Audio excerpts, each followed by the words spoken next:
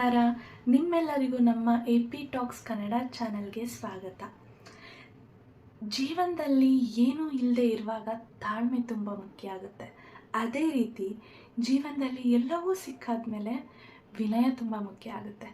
ನಿಮ್ಮ ಯಶಸ್ಸು ನಿಮ್ಮ ಸಂಕಲ್ಪ ಹಾಗೆ ನಿಮ್ಮ ಪ್ರಯತ್ನದ ಪ್ರತಿಫಲ ಅಂತಲೇ ಹೇಳ್ಬೋದು.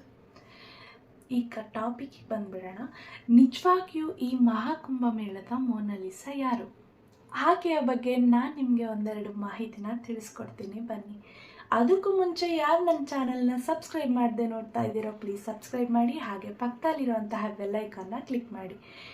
ಯಾಕಂದರೆ ನಾನು ಯಾವುದೇ ಅಪ್ಡೇಟ್ ಮಾಡಿದ್ರು, ನಾನು ಯಾವುದೇ ವೀಡಿಯೋಸ್ನ ಅಪ್ಲೋಡ್ ಮಾಡಿದ್ರು ನಿಮಗೆ ಅಪ್ಡೇಟ್ ಬಂದುಬಿಡುತ್ತೆ. ಸೊ ಅದಕ್ಕೆ ಚಾನ್ಸ್ ಮಾತ್ರ ಮಿಸ್ ಮಾಡ್ಕೋಬೇಡಿ. ಆದಷ್ಟು ನನಗೆ ಸಪೋರ್ಟ್ ಮಾಡಿ ಅಂತ ಕೇಳ್ತಾ ನಾವು ಟಾಪಿಕ್ನ ಮುಂದುವರ್ಸೋಣ. ಭಾರತದಲ್ಲಿ ಹಿಂದೂ ಧರ್ಮದಲ್ಲೇ ಅತ್ಯಂತ ದೊಡ್ಡ ಮತ್ತು ಅತ್ಯಂತ ಪವಿತ್ರವಾದ ಉತ್ಸವ ಅಂದರೆ ಇದು ಮಹಾಕುಂಭಮೇಳ.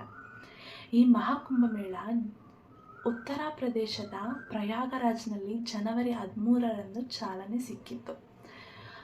ಹಲವಾರು ವರ್ಷಗಳಿಂದ ಇದು ನಡೆದುಕೊಂಡು ಬಂದಿದೆ.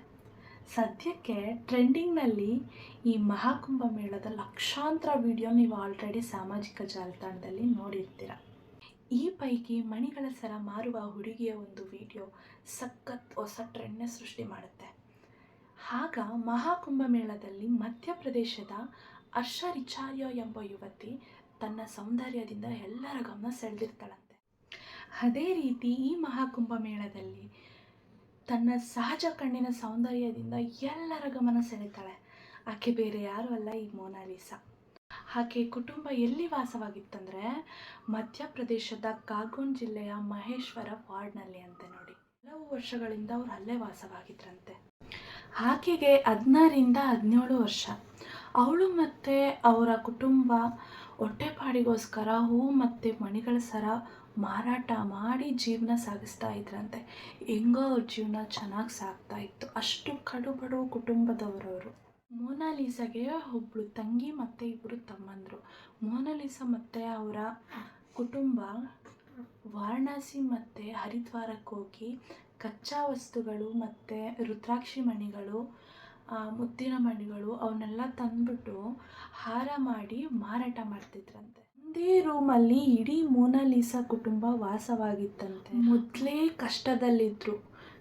ಒಂದೂರಿಂದ ಇನ್ನೊಂದು ಊರಿಗೆ ಹೋಗ್ಬಿಟ್ಟು ಮಣಿ ಸರಗಳನ್ನ ಮಾರಾಟ ಮಾಡ್ಕೊಂಡು ಜೀವನ ಸಾಗಿಸ್ತಿದ್ರು. ಆ ಸಮಯದಲ್ಲಿ ಒಂದು ಸಂಕಷ್ಟ ಅವ್ರಿಗೆ ಎದುರಾಗುತ್ತೆ. ಅದೇನೆಂದರೆ ಮಹಾಕುಂಭಮೇಳ ಆರಂಭ ಆಗಿ 1-2 ದಿನಗಳು ಮಣಿಗಳ ಸರ ಮಾರಾಟ ಮಾಡಿಕೊಂಡು ಜೀವನ ಮಾಡ್ತಿದ್ದ ಈ ಮೊನಾಲಿಸಾ ಒಬ್ಬ ವಿಡಿಯೋ ಕಂಟೆಂಟ್ ಕ್ರಿಯೇಟರ್ ಕಣ್ಣಿಗೆ ಬೀಳ್ತಾಳೆ. ಆ ವಿಡಿಯೋ ಕಂಟೆಂಟ್ ಕ್ರಿಯೇಟರ್ ಒಂದು ಮೊನಾಲಿಸಾದ ವಿಡಿಯೋನ ಸೋಷಿಯಲ್ ಮೀಡಿಯಾದಲ್ಲಿ ಹಾಕ್ತಾರೆ. ಆವಾಗಿಂದ ಅವಳ ಮುಗ್ಧ ನಗು, ಅವಳ ಆಕರ್ಷಕ ಕಣ್ಣುಗಳು, ಕುತ್ತಿಗೆಯಲ್ಲಿ ಕೈಯಲ್ಲಿ ಮಣಿಗಳು, ರುದ್ರಾಕ್ಷಿ ಮಣಿಗಳು, ಇದನ್ನೆಲ್ಲ ಮಾರಾಟ ಮಾಡ್ತಿದ್ದ ಈ ಮೊನಾಲಿಸಾ ರಾತ್ರೋರಾತ್ರಿ ಫೇಮಸ್ ಆಗೋಗ್ತಾಳೆ.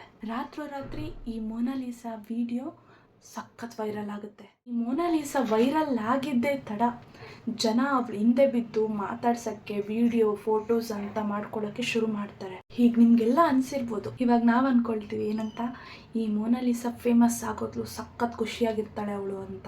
ಅಲ್ಲಾಗಿದ್ದೇ ಬೇರೆ. ಆಕೆಗೆ ಆ ಫೇಮಸ್ ಆಗಿದ್ದೇ ಮುಳ್ಳಾಯ್ತೇನೋ. ಹೊಟ್ಟೆ ಪಾಡಿಗೆ ಅಂತ ಮಣಿಗಳ ಸರ ಹೂಗಳನ್ನ ಮಾರಾಟ ಮಾಡ್ಕೊಳ್ತಿದ್ದ ಅವಳಿಗೆ ಮಾರಾಟ ಮಾಡೋಕ್ಕೆ ಆಗ್ತಾ ಇರಲಿಲ್ವಂತೆ. ಈ ಜನಗಳೆಲ್ಲ ಒಂದು ಫೋಟೋ ಒಂದು ವಿಡಿಯೋ ಅಂತ ಅವಳು ಹಿಂದೆನೇ ಬೀಳ್ತಿದ್ರಂತೆ.